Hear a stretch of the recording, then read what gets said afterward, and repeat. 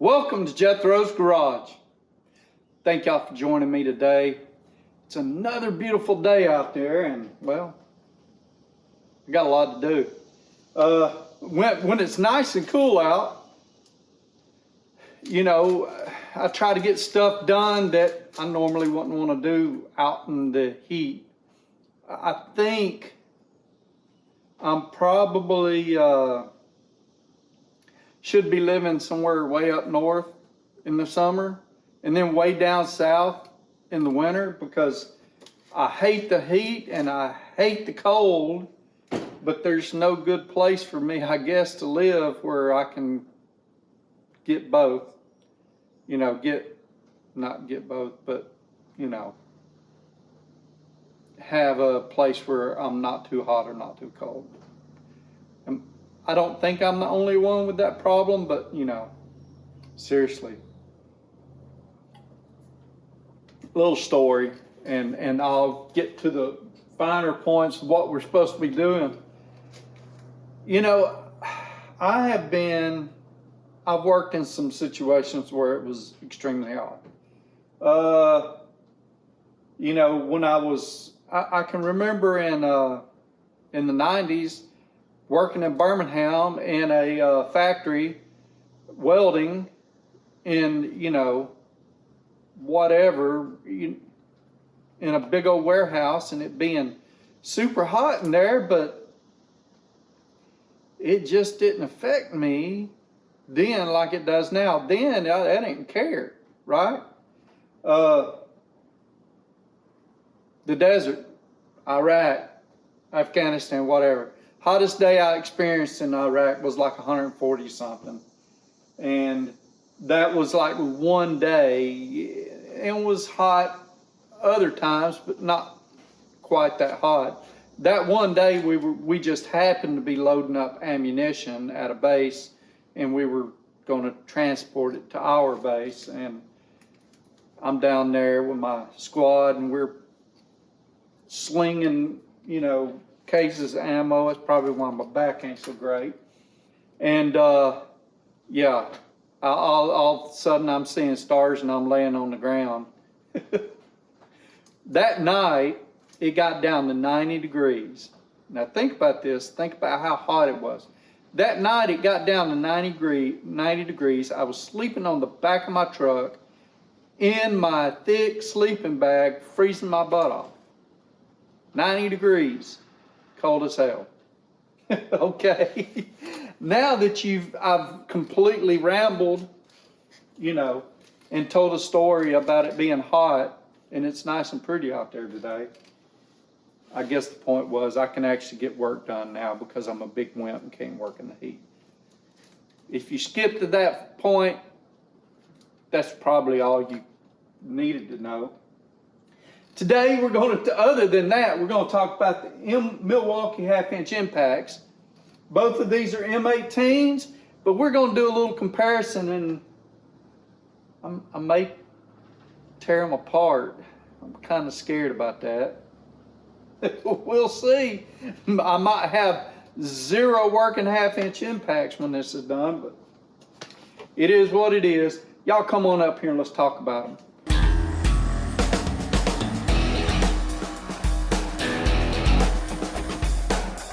Okay, the first one we got here is the Milwaukee half-inch impact. It's M18. It is the 2663-20. It's brushed. It's made in China. It's rated at 450 foot-pounds, 640 foot-pounds of breakaway torque, and it's 0 to 1900 RPM, 2200 impacts per minute, and it is 6.71 pounds. I didn't get a weight on the other one. It wasn't in the stuff, the literature I could find, because it is a Gen 1 of the other one. But anyway, so, that ain't good. Anyway, this is it. It's kind of dated looking. I have used it a bit. It is roughly $179 at Home Depot, but I did find it for $115. It's got a 5-year warranty. Now let's go to the other one. the 2763-20 brushless fuel. This is going to be the first generation of the fuel. I bought it quite a while ago. It's made in China, rated for 700 foot-pounds, 1100 foot-pounds breakaway torque. It has 2 modes, so I can drop it down to 100 foot-pounds, and then I can raise it up to 700 foot-pounds.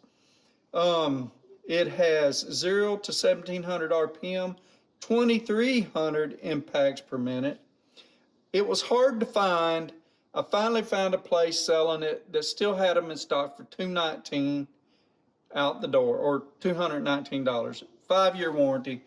You know, it's an early model. I'm not sure I would mess around and buy this, but it's what I got. It's what we're comparing. And the prices are, that Amazon 115 was from Amazon, and it was from a non-authorized retailer, so you probably can't get it warranty. Okay, let's look at these puppies. So here's what we got. So this one, it's a bit of a dated design, not too bad, not super heavy, not light either. Not a bad gun. I think it's good for me.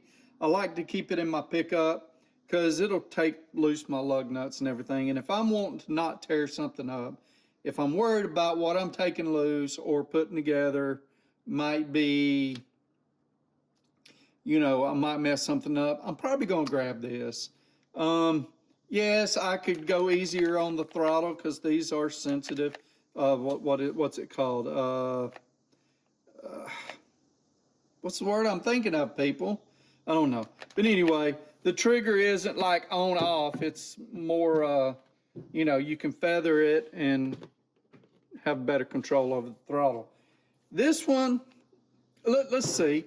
It says it's 6.7 pounds on the other one. Let's see what they both weigh. Okay, let's see if Milwaukee tells stories.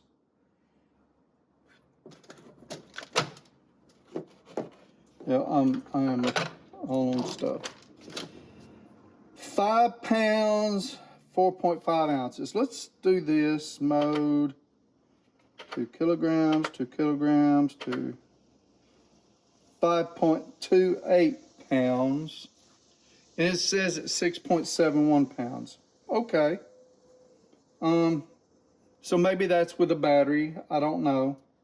But it's actually lighter than what Milwaukee says it is. Now let's see what this one that weighs, and I didn't have an actual weight on it. It is 5.920. So grabbing these, turn that off. Let me repeat that. Grabbing these, I couldn't really feel a difference, and there's a reason why, because there's not a whole lot of difference between them. But there you have it. This one's a little heavier than that one. I like using this. This is a monster. I bring it out when I want something to come loose. There's been a few times when it wasn't enough. And when that's the case, I've grabbed an air impact that's a pretty good beast. And there for a while, it wasn't enough. So I went and bought me this one. We'll talk about that at a later date. It gets the job done. Now, the 3/4 impact that I've got over there is a little more updated than this one. Like I said, this is the first generation of these torque monsters. This is the one that had everyone talking. And I bought it. It's failed to take a few things apart. There was some old rusty, I had to pull a 8.8 rear end out of a, I guess it was a mid-80s F-150. I was pulling it out to bring it up here and put it in my son's, or pull the parts out of it, put it in my son's truck. And there was some nuts on there that were rusted on that had been on there for, 30 some odd years. at the time, maybe getting close to 40. That, let's see, 85 to now, that would be 40 years, right? So it was about 30 years. Anyway, there was some stuff on there that had been on there a while that didn't want to come loose. And we grabbed some of my dad's 3/4 inch stuff and was able to zip it off. Had to roll out like 150, 200 foot of, air hose, but hey. To say I was disappointed was an understatement. I was very disappointed in it. It felt like it was jumping around and not getting positive hits. And I've used it and it works just fine 99% of the time. There's those times when I have something pretty stuck that I want to come off that it has failed me. It's failed me about twice, maybe 3 times. Ended up getting something bigger, but one of the times it failed me, even my little air gun that's a beast wouldn't take it off. So anyway, here's what we're going to do is I'm going to move you aside and we're going to take these apart. Y'all pray for me. By the time y'all watch this, it'll be done and over with, but let's hope I don't tear things up too bad. I'm going to start by taking the snouts off. Okay, I'm trying to get comfortable in here, and I want y'all to be able to see it. I have no idea if you're going to be able to see it. I'm going to use my Milwaukee to take apart my Milwaukee. I know. Something's wrong with me. But that's okay. Let's see, what do I need here? That's too big. That's still too big. That's just right for that. Now for the end. Man, I keep hitting that. So these are pretty interesting. These on the end here, they're like Torx, but then they've got like a screwdriver, a flathead screwdriver slot. Now, I don't think it would be smart to use that. So here we go. Let's take the snout off of this one. I don't expect to see anything bad in here.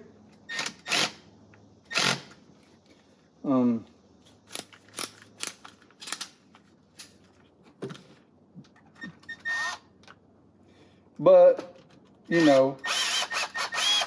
wow, okay. That's interesting. These are to go into plastic. That is, I don't expect to see that on that other impact. Man, this thing is probably gonna spring out at me, put parts all over the place. It's gonna be my luck.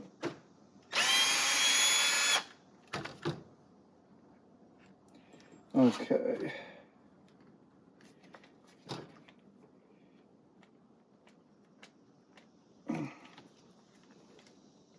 Do I need okay. Let's take it apart a little further, but I'm gonna need some help. I'm gonna need a little bit more than what I got. So let's look in my Milwaukee kit.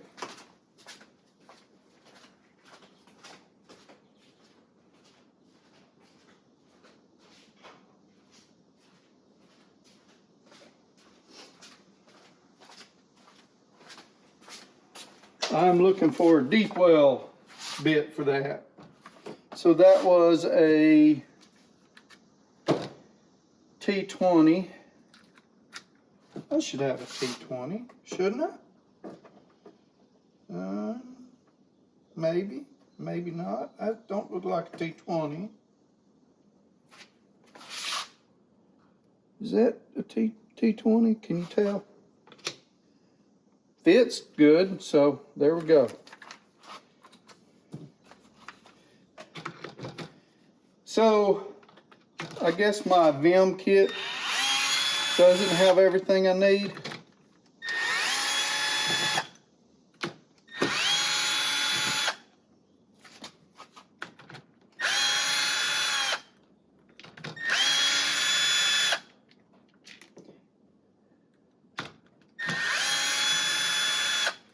I was planning on taking it apart this far, just not as soon as I am.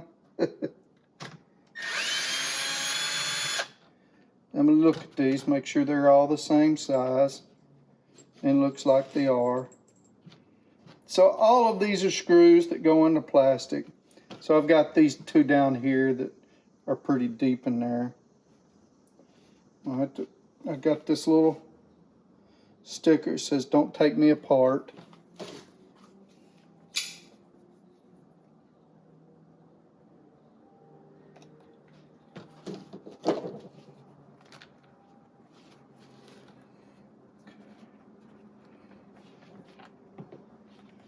Yeah, go ahead and take that out too. That one is still in there, maybe.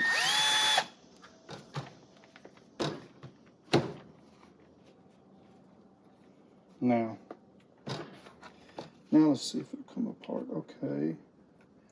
Where am I? We're sticking at the trigger here.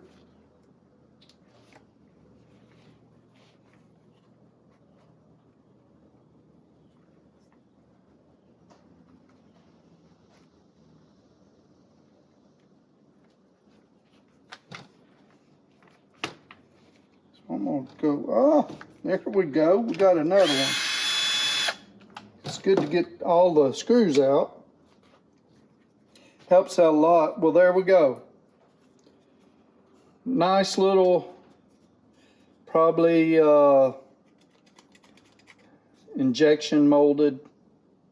I got a buddy, Eddie, who that's his whole deal. He is an expert at that. And he is he's a big wig at one of the big companies, and he's over their plastics division.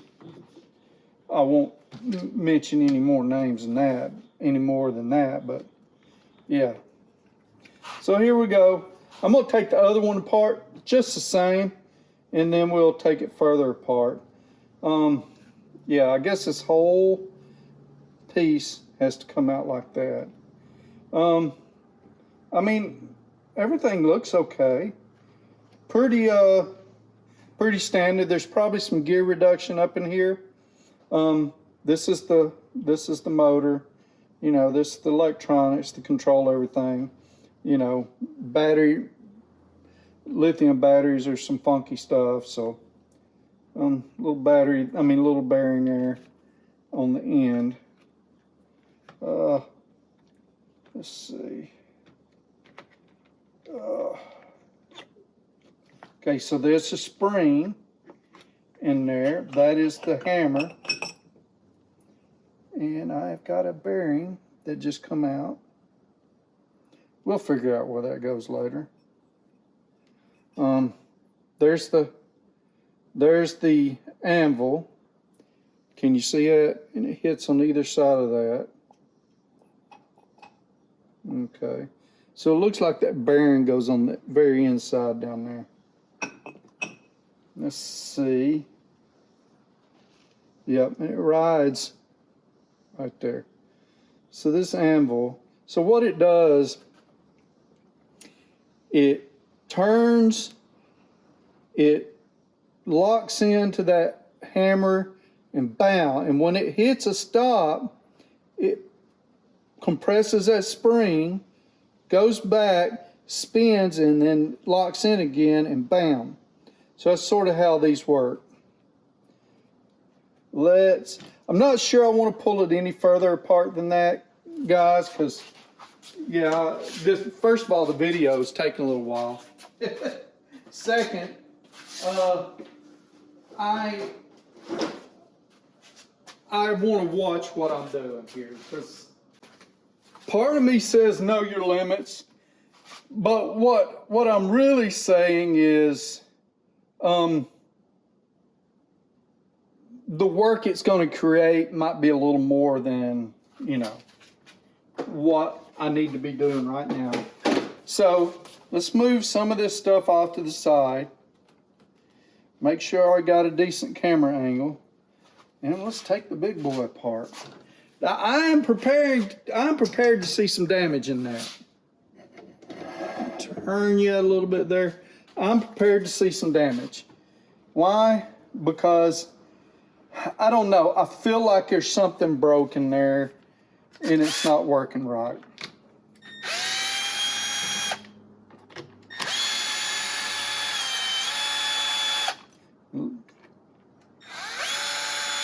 Things are already a little different here.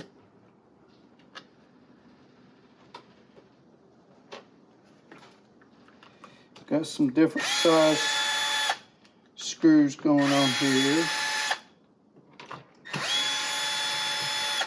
All of them are the same so far except for one.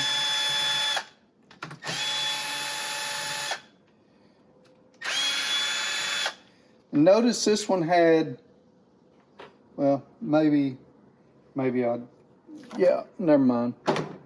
I was thinking there was something different about the screw pattern. So, let's kick all these out the house.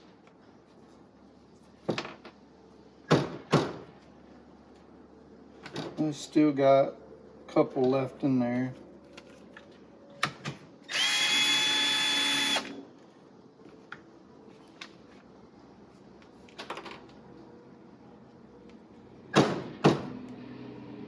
So there was actually two of them that are different than the others.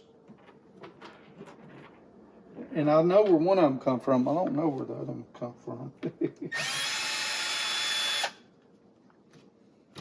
And this one's being stubborn, don't want to come all the way out. Okay, so I got that done. Now let's take the snout.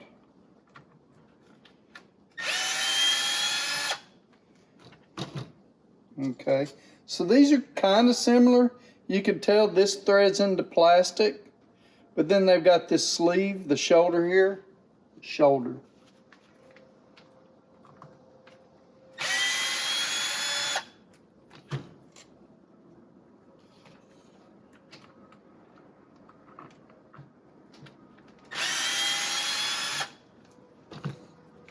I should probably be using a longer extension to get down in here, but I'm not.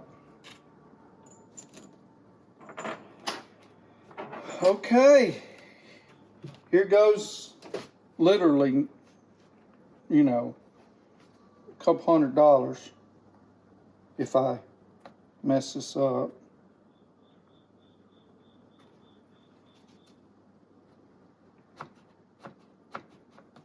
Am I missing something? I wonder if it wants me to do that. No. Okay. Everything's loosey-goosey. Let me grab one of these Mayhew mini pry bars. I got these mini pry bars all over the place, and that's kind of good. Gonna be easy with it. There we go.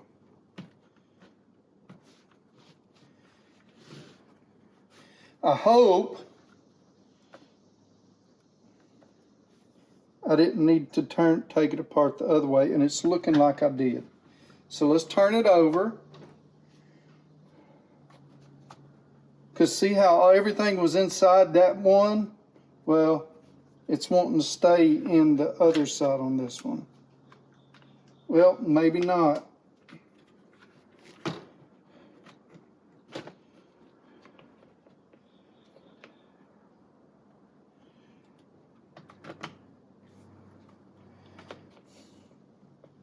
So it's being a little pestering. There we go. Boy, this thing is dirty. Dirty Diana, no. Get this back in.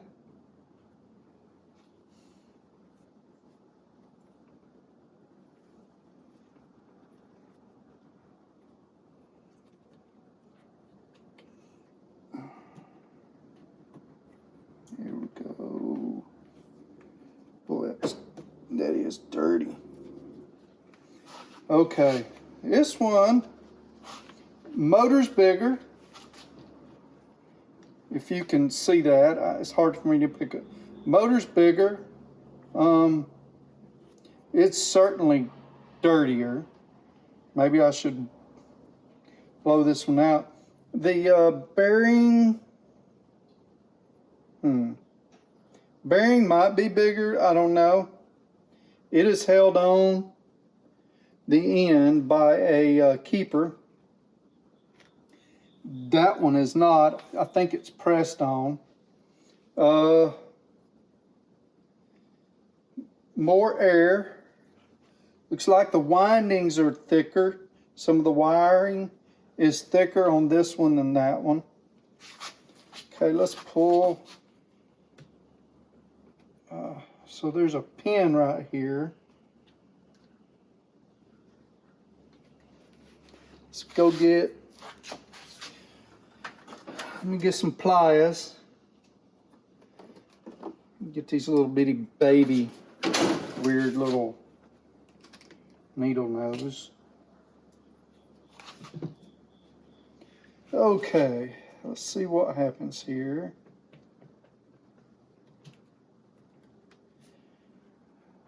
I guess I could take this light out. Anything? I don't think nothing else holding this in. There we go. Ooh. So this gets me into the planetaries and everything. So this brings me, so let me pull this out. So this is set up completely different. This one, your hammer and anvil are different. Make sure there's a ball bearing down in there. First of all, my anvil pieces are smaller in this, or looks smaller. You can see. You know what? Let me see if I can take that out. Maybe not. The housing is less sturdy on this one.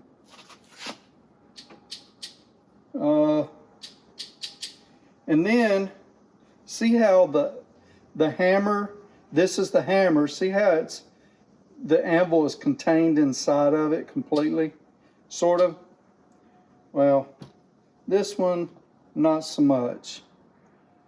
So even though they both separate, this one sort of rides partially on the outside. There's nothing containing the mass inside it.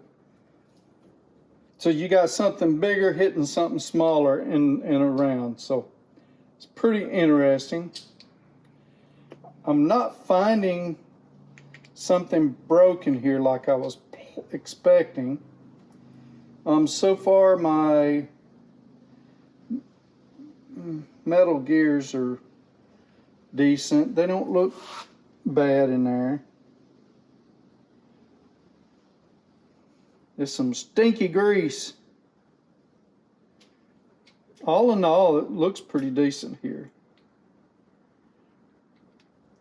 The spring looks similar. It looks like the spring on this one's longer than this, or shorter than this one.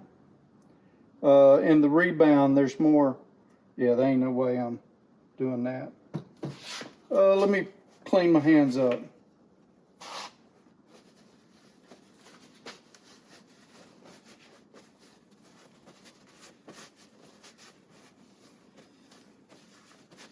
Should I take that other one? No, I'm not going to take that other one further apart.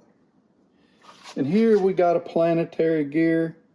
I'm going to check it out real good. Make sure it's not messed up. And it's an interesting gear there. It's some sort of spiral. I'm not sure what it's actually called. Looks like we got some rubbing going on in some places here.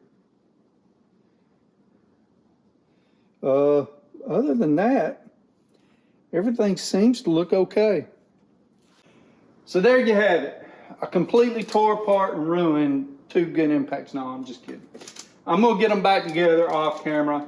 And the reason being is because, well, the video's already a little long, but also there's no need in y'all watching me clean these up and then cussing trying to get them back together. I tore the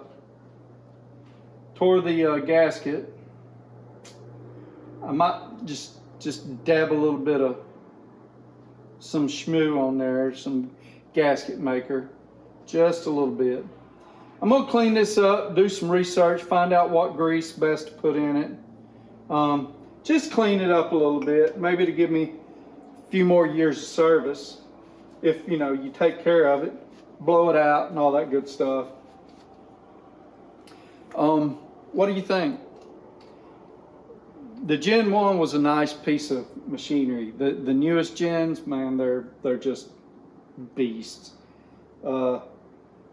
I'd like one, but I'm not ready to buy one when I've got this that works and I've got other stuff to make up the difference, right? So, hey, thank y'all for watching. I appreciate everything y'all do. If you don't mind, hit that like button. And hey, tell your friends about me. That would help me out more than anything. And yeah, subscribe if you haven't already. Y'all take care of each other. Have a blessed day.